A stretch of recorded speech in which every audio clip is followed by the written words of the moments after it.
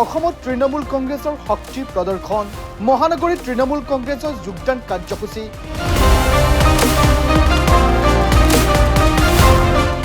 কাৰ্যসূচীত বিভিন্ন ৰাজনৈতিক দলৰ সহকৰ্মী যোগদান তৃণমূল কংগ্ৰেছত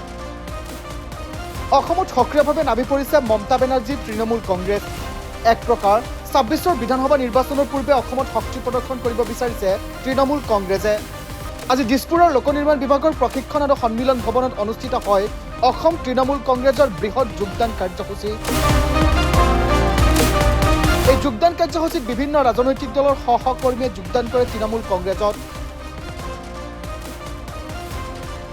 যোগদান কাৰ্যসূচী অনুষ্ঠানত উপস্থিত থাকে ৰাজ্যসভাৰ সাংসদ সুস্মিতা দেৱ অসম তৃণমূল কংগ্ৰেছৰ সভাপতি ৰমেন বৰঠাকুৰ অসম তৃণমূল কংগ্ৰেছৰ মুখ্য সমন্বয়ক দুলু আহমেদকে ধৰি বিভিন্ন নেতা এই যোগদান কাৰ্যসূচীত কংগ্ৰেছ অসম জাতীয় পৰিষদ বিজেপিৰ লগতে বিভিন্ন ৰাজনৈতিক দলৰ নেতাকৰ্মীয়ে তৃণমূল কংগ্ৰেছত আনুষ্ঠানিকভাৱে যোগদান কৰে যোগদান কাৰ্যসূচীৰ পিছতে অসম তৃণমূল কংগ্ৰেছৰ সভাপতি ৰমেন বৰঠাকুৰে মন্তব্য কৰে যে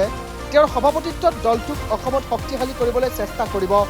লগতে আগন্তুক পঞ্চায়ত আৰু বিধানসভা নিৰ্বাচনত অসমৰ তৃণমূল কংগ্ৰেছে সক্ৰিয়ভাৱে যোগ দিব কৰ্মীটো শতাধিক কৰ্মীয়ে যোগদান কৰিছেই কিন্তু আপোনালোকে দেখিব AIDFৰ মহিলা নেত্ৰী অৰ্থাৎ মহিলা সংগঠনৰ সভানেত্ৰীয়ে জইন কৰিছে বিজেপিৰ নেত্ৰীয়ে জইন কৰিছে যি বিজেপিৰ মহিলা মঞ্চৰ জিলা সভানেত্ৰী আছিলে জাতীয় পৰিষদৰ কথা মই নকলোৱেই দুজনকে ৰাজ্যিক উপসভাপতিয়ে জইন কৰিছে অভিজ্ঞ অত্যন্ত আৰু ঠিক তেনেকুৱাকৈ UPPL AGP জাতীয় পৰিষদ ৰাইজৰ দল AIDF গণনাট্য সংঘ কোন বাদ পৰিল আজিৰ যি জইনিং সংখ্যাতকৈও আটাইতকৈ গুৰুত্বপূৰ্ণ কোনো ৰাজনৈতিক দল আজি বাদ নপৰিল কিন্তু পৰিতাপৰ কথা প্ৰাক্তন যিজন সভাপতি আছিল ৰিপুন বৰা ডাঙৰীয়াই TMCৰ জিলা সমিতি নাই TMCৰ জিলা সমিতি ভাঙি গ'ল আজি দৈনিক আছাম ট্ৰিবিউনত ফটোগ্ৰাফাৰে আছাম ট্ৰিবিউনত এটা ডাঙৰ নিউজ ওলাইছে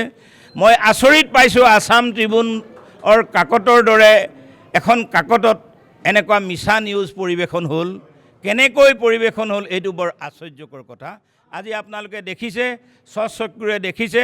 অসমৰ বিভিন্ন প্ৰান্তৰ পৰা আমাৰ 20জনতকৈ তৃণমূল জিলাৰ সভাপতি উপস্থিত আছিলে মোক দুজনমানে দিছে আজি পঞ্চায়তৰ চিডিউল কাষ্ট চিডিউল ট্ৰাইব বা চিটৰ ৰিজাৰ্ভেশ্যনৰ কাৰণে কৰিবৰ কাৰণে আহিব পৰা নাই বিশেষভাৱে জনাইছে গতিকে এই যে ৰিপুন বৰাৰ যিটো ষ্টেটমেণ্ট এই ষ্টেটমেণ্টৰ কাৰণে মই কংগ্ৰেছ দলৰ নেতৃত্ব ভূপেন কুমাৰ বৰা ডাঙৰীয়াক দায়ী কৰিছোঁ আমি এখন তেখেতলৈ পত্ৰ দিম আৰু ৰিপুন বৰা ডাঙৰীয়াই এই কথাৰ জবাব দিব লাগিব আৰু অন্যথা আমি তেখেতসকলৰ বিপক্ষে গণতান্ত্ৰিক ব্যৱস্থা গ্ৰহণ কৰিম ইফালে যোগদান কাৰ্যসূচীত উপস্থিত থাকি অসম তৃণমূল কংগ্ৰেছৰ মুখ্য সমন্বয়ক দুলু আহমেদে কয় যে অসমত বিজেপিৰ একমাত্ৰ বিকল্প হৈছে তৃণমূল কংগ্ৰেছ লগতে দুলু আহমেদে কংগ্ৰেছক সমালোচনা কৰি কয় যে অসমত চলি থকা কংগ্ৰেছ হৈছে ২ নম্বৰী কংগ্ৰেছ কংগ্ৰেছত এতিয়া ৫টা ফৈদ হৈছে কংগ্ৰেছৰ নেতাসকলে কেৱল মুখ্যমন্ত্ৰী হোৱাৰহে সপোন দেখে সংগঠন শক্তিশালী কৰাৰ নহয়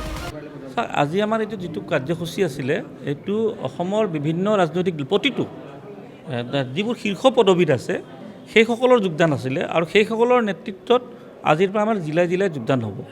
আৰু আটাইতকৈ ডাঙৰ কথা আজি আমাৰ এই যোগদান কাৰ্যসূচীত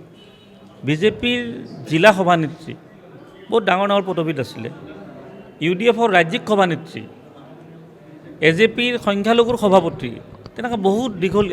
AJPৰ দুগৰাকীকৈ উপসভাপতি ইমান দলে বলে আহি যোগদান কৰিছে সকলোৱে গম পাই গৈছে যে বিজেপিৰ বিকল্প যদি অসমত এষ্টাব্লিছ কৰিব লগা হয় একমাত্ৰ তৃণমূল কংগ্ৰেছ হ'ব কাৰণ কংগ্ৰেছৰ ওপৰততো ভৰসা নাই কাৰণ অসমত যিটো কংগ্ৰেছ চলিছে সেইটো ডুপ্লিকেট কংগ্ৰেছ তৃণমূল কংগ্ৰেছটো অৰিজিনেল মই ডুপ্লিকেট কংগ্ৰেছ এইকাৰণে কৈছোঁ যে অসম কংগ্ৰেছত 5টা ভাগ আছে এটা হৈ গ'ল গৌৰৱ গগৈৰ ফৌজ এটা হৈ গ'ল ভূপেন বৰাৰ ফৌজ এটা হৈ গ'ল লক্ষীপুৰৰ ফৌজ এটা প্ৰদ্যুৎ বৰদলৈ এটা দেৱব্ৰত শইকীয়া আকৌ নতুনকৈ ৰিপুন বৰা সংযোগ হৈছে তাতে গতিকে এইবিলাক দলত আৰু কোনো বিশ্বাস নকৰে নেতাৰ খোৱা কামৰা কোন মুখ্যমন্ত্ৰী হ'ব সেইবিলাক চিন্তাধাৰা সংগঠন তেখেতসকলৰ নাইকিয়া হৈ গ'ল কিন্তু তেখেতসকলৰ মুখ্যমন্ত্ৰী সপোন দেখিছে গতিকে যাৰ বাবে কংগ্ৰেছ দলত যোগদান নকৰা হৈছে আৰু মানে देखिए एनआरसी आसाम में क्यों हुआ? आसाम में आंदोलन हुआ, एंटी फॉरेनर्स आंदोलन था। तो एनआरसी के माध्यम से आसाम की जनता को बताना था कितना विदेशी है आसाम में। तो एनआरसी में 1600 प्लस करोड़ रुपया खर्च हुआ, ठीक है, पर आज तक एनआरसी नोटिफिकेशन नहीं हुआ। पर आसाम का गवर्नमेंट, बीजेपी का गवर्नमेंट कभी बोलता है एनआरसी के माध्यम से हम आपको आधार कार्ड देंगे,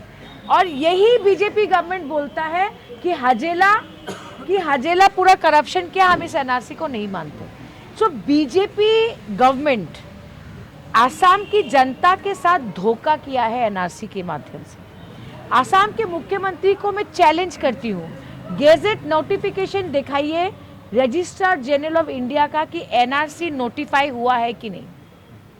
किसी ने घर बेचा, किसी ने ज़मीन बेचा, किसी ने गाड़ी बेचा, जो किसान लोग हैं कोई अपना गाय बेचा, बेच के लेगेसी डाटा दिखाया। कहाँ है एनआरसी? आज तक आसाम की जनता को पता नहीं है कौन नागरिक है और कौन फॉरेनर है। Whose failure it is failure of Bharatiya Janata party. वो किसको बेवकूफ़ बना रहे हैं? एक बार बिप्लब शर्मा कमेटी, एक बार ये कमेटी, एक बार वो committee. Honorable Chief Minister of Assam and Prime Minister of India, please tell us, do you accept the NRC as legal or is the NRC invalid? आप बता दीजिए प्रेस मीट करके। गुवाहाटीৰ পৰা ভিডিঅ' জাৰ্নেলিষ্ট কৃষ্ণ শইকীয়াৰ সহযোগত মিতুল দাসৰ ৰিপৰ্ট, দি north east.